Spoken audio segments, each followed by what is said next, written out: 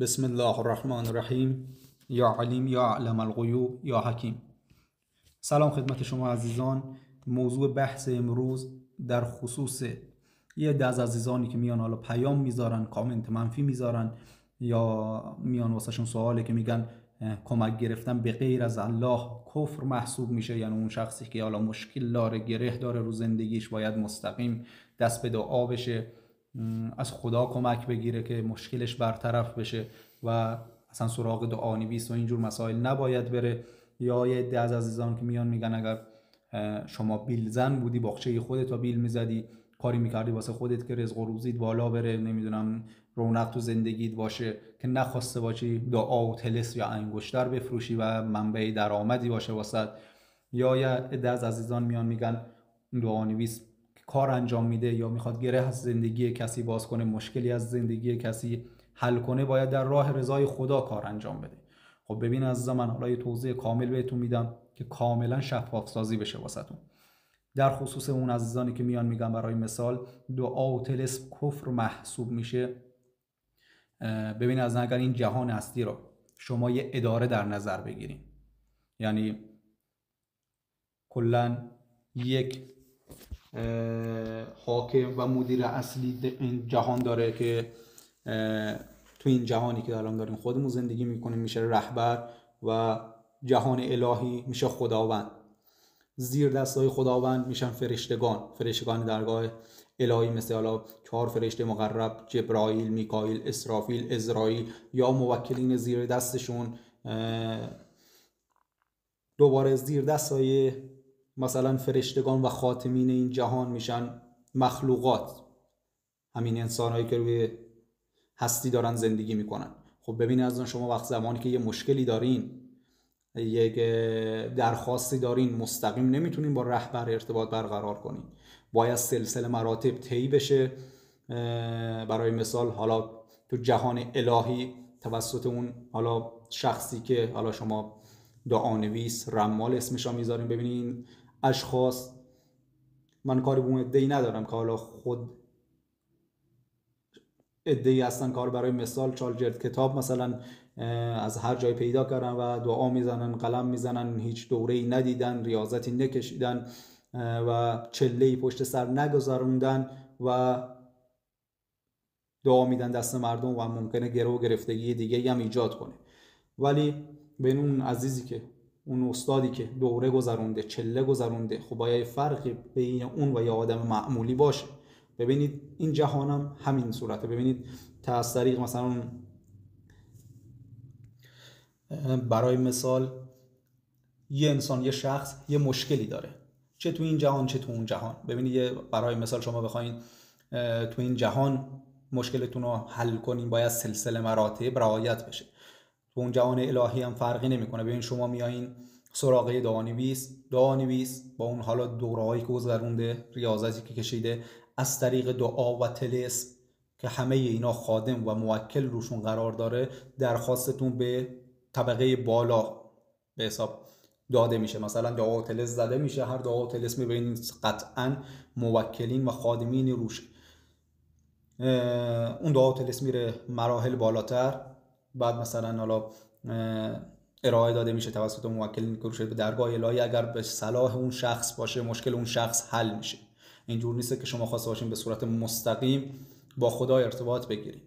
ببینید حالا برای مثال یه توضیح دیگه هم میدم که کاملا شفاف سازی بشه واسهتون. ببینید یه داستانی واسهتون تعریف میکنم. یه ناخدایی بوده با یک کشتی فرسوده، با حالا چند خدمه هم داشته که مثلا وارد دریا میشن، دریا طوفانی میشه و کشتی شروع میکنه به غرق شدن. تمام خدمه ها دست به دعا میشن که از این حالا غرق شدگی نجات پیدا کنن. یه کشتی میاد، تمام این خدمه ها سوار میشن و هرچی اصرار میکنن با ناخدای کشتی، میگن من سوار نمیشم، من خدا بزرگتر از این حرف هاست، خدا منو نجات میده از این غرق شدگی. اون عده میرن و نجات پیدا میکنن. مجدد ناخدا دست به دعا میشه، میگه منو از این غرق شدگی و کشتی ما از این غرق شدگی نجات میده. مجددا بعد چند لحظه یک کشتی سالم دیگه میاد، که ناخدا را نجات بده مجدد سوار نمیشه، میگه منو خدا نجات میده از این گرفتگی و کشتی غرق میشه و ناخدا هم غرق میشه و توی دنیای به حساب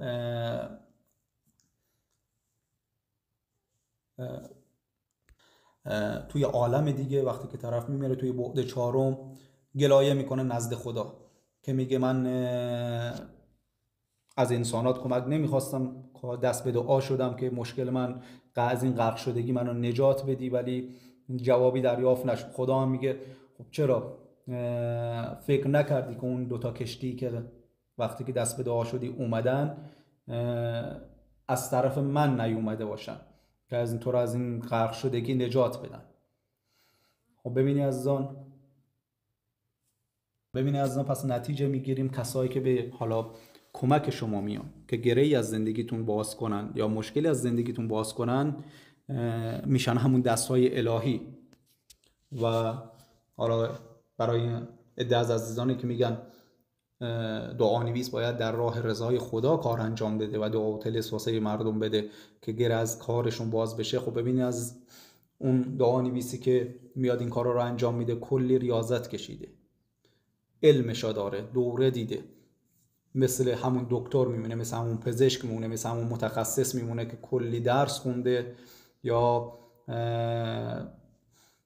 فوق تخصص گرفته. ببینید تا اون دکتر خب اونم علمشا داره، اونم به حساب میتونه زندگی کسی را نجات بده، خب میاد همچین کاری کنه که رایگان واسه شخصی همچین کاری انجام بده. خب درسته. ببینید اون دکتر تا زمانی که پول به حسابش واریز نشه، اگر طرف توی دم مرگم باشه به هیچ عنوان مثلا اون جراحیش انجام نمیده تا پول به حسابش واریز نشه. خب ببین اصلا یه توقع بیجایی یک شخص داره که مثلا دعانویس خواسته باشه از راه رضای خدا، خب اون دعانویس رفته ریاضت کشیده، کلی چله گذرونده بابت انجام کاری که انجام میده، باید مثلا هزینه بده بابت حالا بخورات. حالا چه شخصی دیدین شما بیاد طرف دعانویس بیاد بره انگشتر، نقره یا بهترین نمونه یا انگشتر معمولی که خواسته باشه مثلا فعال سازی کنه واسه زندگی شخصی، خود انگشتر خامش ممکنه 2-3 میلیون پول انگشترش باشه، بخورات بگیره 7 روز الی حالا 14 روز یا 21 روز رو اون عزایم بخونه، دعا بخونه و به صورت رایگان در اختیار کسی بذاره. و من میخوام همین اصلا شما من نمیدونم اصلا فرق یک دعانویس که به صورت طریقه درست کار انجام بده با اون دکتر و فوق تخصص فرقش تو چیه؟ اگر اون فوق تخصص به صورت رایگان کسی یا جراحی میکنه، خب باید توقع این داشته باشه که اون دعانویس هم به صورت رایگان واسه کسی کار انجام بده. یا اومده از عزیزانی که میان میگن شما اگر بیلزن بودی باغچه خود، ببینید از شما وقتی که از زندگی شخصی کسی اطلاعی ندارین در خصوص زندگیش اصلا نظری ندین، اتفاقا خدا را 1000 مرتبه شکر.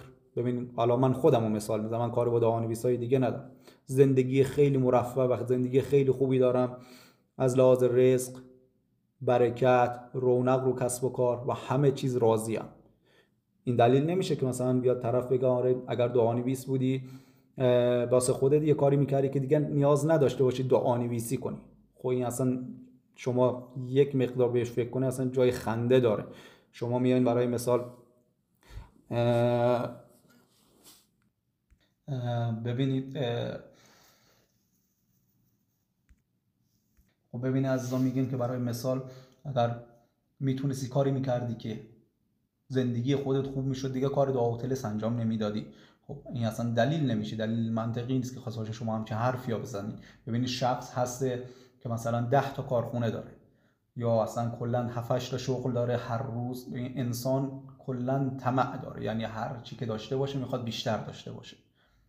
این اصلا واسه زندگی هر شخصی صدق میکنه، یعنی هیچ فرقی نمیکنه. اون شخصی که کارخونه داره 7-8 تا کارخونهش داره پشت سر هم کار میکنه، کلی نیرو کلی کارمند دارن زیر دستش کار میکنن و همش توی تلاش و به حساب اینه که مثلا تلاش میکنه که مثلا کارخونه‌شو بکنه 8 تاشو بکنه 9 تا، 9 تاشو بکنه 10 تا و هیچ زمان اون شخصی که حتی 100 تا کارخونه هم داره واسش کار میکنه نمیاد به صورت رایگان حتی 500,000 تومان بخواد به کسی بده.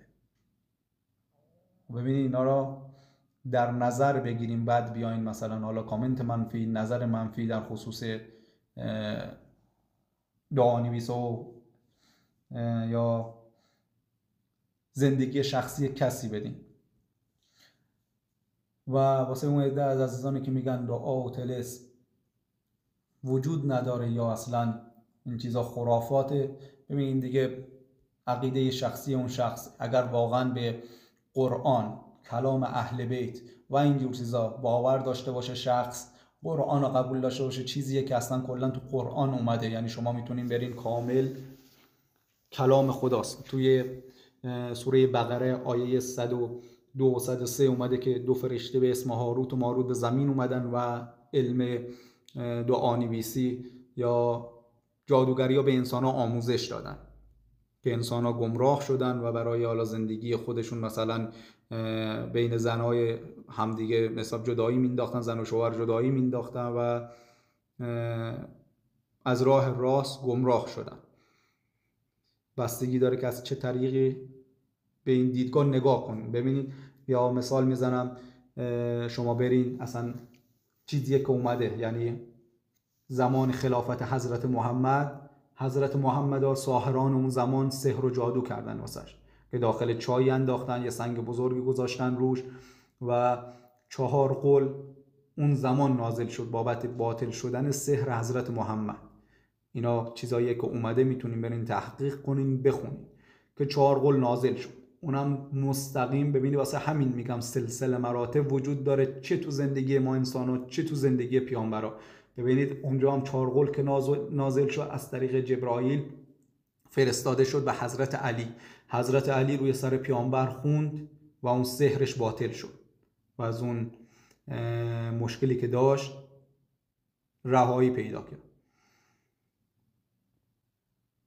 در کل حالا بازم عزیزانی که ذهنشون یا فکرشون مشغوله و بازم حالا سوالی دارن، راهنمایی نیاز دارن، میتونن از طریق حالا آیدی که قرار داده شده راه ارتباطی بنده از طریق تلگرام، واتساپ میتونن سوالشون رو مطرح کنن، کامل واسهشون شفاف سازی میشه. ولی در کل میخوام بهتون بگم طبق گفته‌هایی که گفتم، طبق چیزهایی که وجود داره، طبق اسناد، حالا احادیث، قرآن، سحر و جادو قطعا وجود داره، دعا و طلسم قطعا وجود داره، یا اینکه دعا و طلسم کفر به هیچ عنوان کفر محسوب نمیشه در صورتی که از راه درست پیش برین، نه که برین سراغ دعانویس شیطانی از طریق کفر، نمیدونه از طریق نجاستاد یا کفر ورزیدن به خدا خواسته باشین گره مشکل زندگیتون رو باز کنید. نه تنها گرهی باز نمیشه بلکه 100 برابر گره و گرفتگی رو زندگیتون ایجاد میکنید. توضیحاتی که میخواستم بدم کامل داده شد. حالا بازم اگر جای سوالی دارین، راهنمایی نیاز دارین، میتونین از طریق راه ارتباطی که قرار داده شده میتونین سوالاتتون رو مطرح کنین، بهتون پاسخ داده میشه. و حالا برای مثال میخوام یه موضوع دیگه هم، یه داستانی هم واسهتون تعریف کنم که اصلا واسه خودم پیش اومده. ببینید اینجور که میگم همه انسان ها ممکنه مثلا حالا برای گره مشکل کار کسی مثلا دست کارمندان دست الهی هستن، یا مثلا ممکن از طرف خدا مثلا این شخص توی زندگیتون وارد شده باشه. میخوام برای همین موضوع هم یه توضیح کوچیکی بهتون بدم. ببینید عزیزان، یه مشتری بود قبلا که بنده خودم به خود من مراجعه کرده بود، قبلا حدود 2-3 سال پیش اومده بود پیش من، میگفت این چیزا اصلا بهش باور ندارم. خب گفتم شما که باور ندارین خب چرا اومدین پی وی من بخواید وقت منو بگیرید؟ گفت من دخترم مثلا رفته تا حالا کلی پول هزینه این داده که مثلا یه از این زگیل مثلا روی دستش، حالا به یه برآمدی حالا زگیل بهش میگه، حالا شما نمیدونم چی بهش میگه، مثلا روی دستش به وجود اومده بود. میگه رفته کلی پول دکتر داده، نمیدونم جراحی کردن، اینا بیرون آوردن، مجددا بعد از یه مدتی مثلا روی دستش ظاهر شده. گفتم خب شما همه راهی ها امتحان کردین، حالا شما چه میدونین مثلا حالا کار خدا نبوده که اومدین این راه هم امتحان کنین که از طریق دعا ببینید این مشکل حل میشه یا نه. چند نسخه دعا بهشون دادن که مثلا خوراکی بود، داخل آب مینداختن باید خورده میشد، یا با یه مخلوط روغن این دعا و طلسم با مخلوط دعا و روغن چی میکردن رو دستشون میمالیدن. بعد از حدود حتی رضایتمندیش هنوز که هنوز داخل کانال تلگرام هم هست، بعد از تقریبا 2 ماه نشد که بنده خدا گفت کامل این از بین رفت، یعنی ظرف مدت تقریبا 40 روز 50 روز این زگیل کامل از بین رفت. پیام نداده بودن که ببینن مجددا رو میاد یا نه. بعد از 2 ماه 3 ماه پیام دادن، گفتن کلی هزینه دکتر جراحی اینا دادیم این از بین نرفته بود، ولی با این کاری که شما انجام دادین کامل از بین رفت. خب ببینید عزیزان، نتیجه میگیریم هیچ چیز تو این جهان هستی بی دلیل نیست. یعنی شما وقتی که با یه شخصی آشنا میشین، خب ممکنه شما همه دوا و دکتری رفته باشین بابت مشکلتون حل نشده باشه، ولی به صورت ناخودآگاه مثلا با یه شخصی آشنا میشین، از طریق اون شخص باید مشکلتون حل بشه. پس هیچ زمان واسه زندگی کسی قضاوت نکنین که بگین نمیدونم، برای مثال اگر تو میتونستی کاری انجام بدی واسه خودت انجام میدادی که نیازی به دعا و طلسم ندارم. من بله به هیچ عنوان نیازی اصلا به کار دعا و طلسم و این چیزا ندارم، چون واقعا زندگیم از لحاظ رونق، برکت، نمیدونم اینجور چیزا کاملا تأمینه. ولی یه شغلیه، ببین یه حرفه‌ایه، توی زمان بیکاری دوست دارم، علاقه دارم انجام میدم. دلیلی هم نمیشه که بگین نمیدونم زندگی اگه طرف خوب باشه، رزق و روزیش خوب باشه، نباید دیگه مثلا اینجور کارهای انجام. نه، ببین طرف همون مثال کارخونه دار یا این چیزا ببینید هست که مثلا طرف کلی درآمد داره ولی مجددا داره مثلا کارهای دیگه هم در کنارش انجام میده. حالا بازم در هر صورت عزیزانی که حالا سوال واسهشون پیش اومده یا ذهنشون رو مشغول کرده، بازم هر سوالی دارین از ما میتونین داخل واتساپ، تلگرام سوالتون رو مطرح کنین، کاملا شفاف سازی میکنم واسهتون. انشالله که موفق باشین. در پناه حق، خدا نگهدار.